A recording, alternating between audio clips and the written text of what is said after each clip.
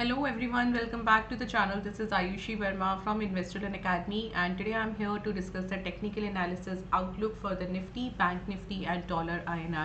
बात करेंगे हमने आज मार्केट में क्या लेवल्स एंड डायरेक्शन को डिस्कस किया, वो किस तरह से फुलफिल हुआ और कल हम क्या लेवल्स एंड डायरेक्शन देख सकते हैं.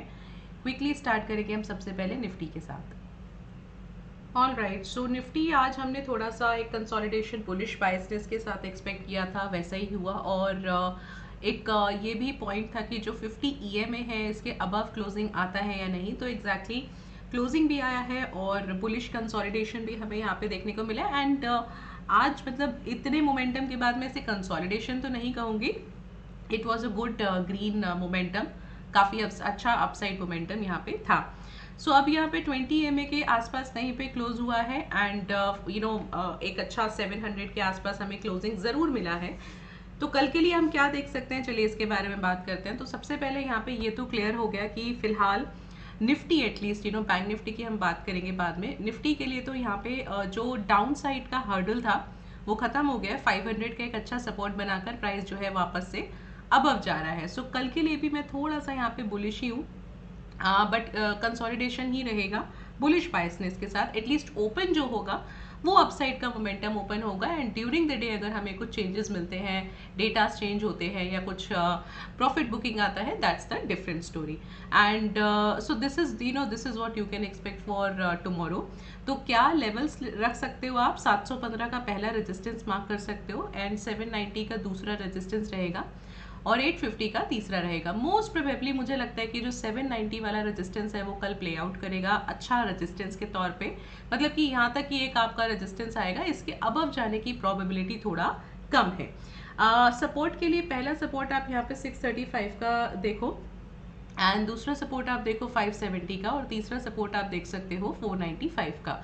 तो मोस्ट प्रोबेबली मुझे क्या लग रहा है कि जो 570 का सपोर्ट लेवल है वहाँ से लेके 790 तक का एक रेंज आप लेके चल सकते हो. चलो इसको कंफर्म करने के लिए what we can do, we can just look at the open interest का डेटा. और अगर आप ओपन इंटरेस्ट डेटा पे आते हो तो 19,600 का एक अच्छा खासा सपोर्ट दिख रहा है. और after a very very long time हमको यहाँ पे सपोर्ट जो है वो थोड़ा ज़्यादा स्ट्रॉन्ग दिख रहा है रेजिस्टेंस से. मतलब कि यहाँ पे थोड़ा सा अपसाइड आप यहाँ देख सकते हो. तो 19,600 का एक अच्छा लेवल है, इसके नीचे फिलहाल मैं नहीं देख रही हूँ निफ्टी को. और हमने जो हमारा सपोर्ट लेवल फाइंड किया था वो भी 570 के आसपास का था. तो कहने का मतलब यही है कि 570-600 के नीचे कल आप बहुत ज़्यादा इसके नीचे नहीं देखोगे. अपसाइड पहला जो लेवल मुझे यहाँ पे नज़र आ रहा है रेजिस्टेंस का वो 800 का आ रहा है और ये रेंज में कल के लिए लेके चल रही हूँ. ड्यूरिंग द डे कुछ डेटा चेंज होंगे, उसके अकॉर्डिंगली आप उसको प्ले आउट कर सकते हो. बट मोस्ट प्रोबेबल जो एक रेंज लग रही है वो 600 to 800 की लग रही है. एंड ब्रॉडर वे में अगर आप एक रेंज लेके चल रहे हो तो आप 500 to 850 या 900 का 500 to 900 का एक लेवल लेके चल सकते हो. बट मोस्ट प्रोबेबली कल के लिए निफ्टी जो है वो 600 और 800 के बीच में रहने वाला है.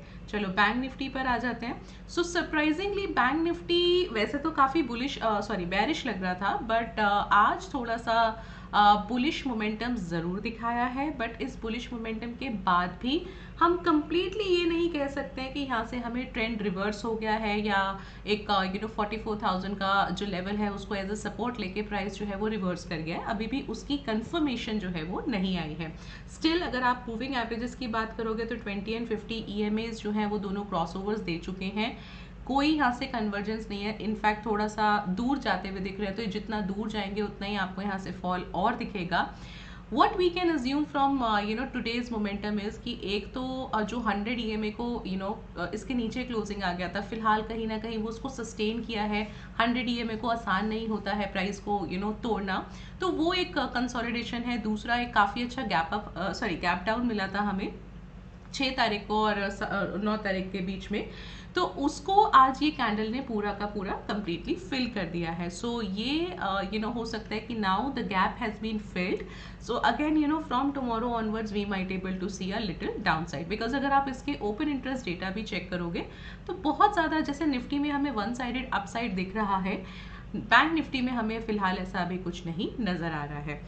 So what you can do, पहला तो रेजिस्टेंस आप यहाँ पे मार्क कर सकते हो 345 का एंड फिर आप मार्क कर सकते हो 500 का। देखो 500 का हमने कल भी बात किया था और मैं अभी भी आपको आज भी बता रही हूँ कि 500 का एक बहुत इंपॉर्टेंट रेजिस्टेंस है। तो 500 के अगर अबव क्लोज आता है, बढ़िया क्लोज आता है, तो यहाँ से हम रिवर्सल मानेंगे बैंक निफ्टी का, और अगर नहीं है तो अगेन हम थोड़ा सा डाउन साइड मांगेंगे। आज का भी जो हाई बना है वो 500 से के आसपास ही बना है, मतलब 500 को भी टेस्ट नहीं किया है।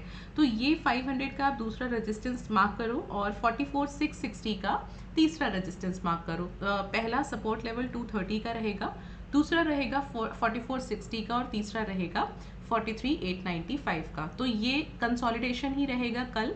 मैं थोड़ा सा यहाँ पे बैंक निफ्टी के लिए बेरिश कंसोलिडेशन एक्सपेक्ट कर रही हूँ, क्योंकि 44,500 का एक मुझे बहुत सॉलिड रेजिस्टेंस यहाँ पे नज़र आ रहा है। ओपन इंटरेस्ट की अगर मैं यहाँ पे बात करूँ तो ओपन इंटरेस्ट में आप चेक कर सकते हो एग्जैक्टली। सो 44,500 का सॉलिड रेजिस्टेंस है और सपोर्ट लेवल 44,200 का आ रहा है। सो जो 230 का लेवल है मोस्ट प्रोबेबली उसके आसपास आप देख सकते हो, और 44,500 के आसपास देख सकते हो।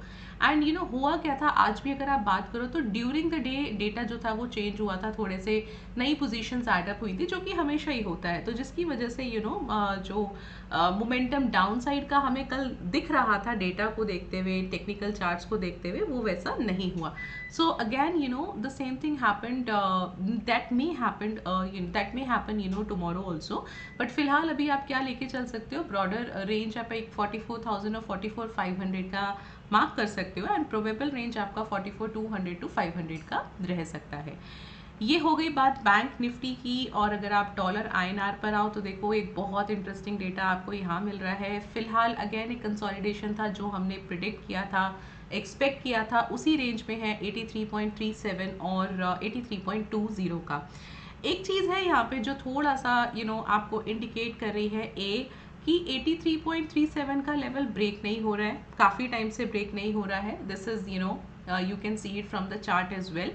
बट अगर आप ओवरऑल देखोगे ना मोमेंटम, तो ये जो मोमेंटम हो रहा है वो फॉल भी नहीं हो रहा है, राइट।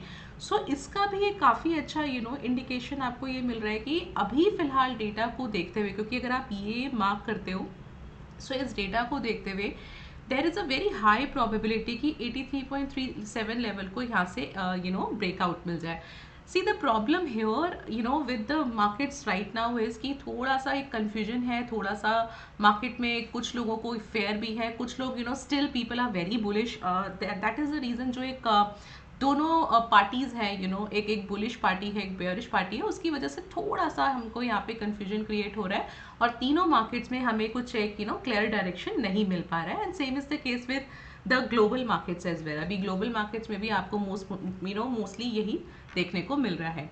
सो यहाँ पे आप क्या कीजिए कि जब तक 37 का लेवल ब्रेक नहीं होता है, आप अगेन कंसोलिडेशन ही एक्सपेक्ट करेंगे। और लेट्स से अगर कुछ ऑपोजिट होता है, 37 का ब्रेकआउट नहीं होता है, देन पहले तो सबसे पहले आप 83.20 का लेवल देखेंगे, और अगर इसको ब्रेक करता है then we will see the आगे का स्टोरी। तो फिलहाल आप क्या कर सकते हैं, 83.37 का पहला रेजिस्टेंस मार्क कर लो, और दूसरा रेजिस्टेंस आप मार्क कर लो 83.5 का। ये दो रेजिस्टेंस हो गए डॉलर INR के लिए। सपोर्ट लेवल मैं एक ही मार्क कर रही हूँ क्योंकि बहुत सॉलिड है, और जो कि है 83.20 का। इसी रेंज के बीच में आई एम एक्सपेक्टिंग कि कल भी डॉलर INR रह सकता है। सो कंसोलिडेशन का ही व्यू इस पेयर के लिए हम एक्सपेक्ट कर रहे हैं कल के लिए भी। And so this is what you can expect for all the three markets, and since tomorrow is the expiry for bank nifty, तो yes definitely थोड़ा सा volatility bank nifty में आपको देखने को मिल सकता है। All right, so I think I have discussed all the three markets, and अगर आपको कुछ knowledgeable information लगता है, so do subscribe to channel and like this video. I'll meet you tomorrow. Till then, be safe in the market, and thank you so much for watching it.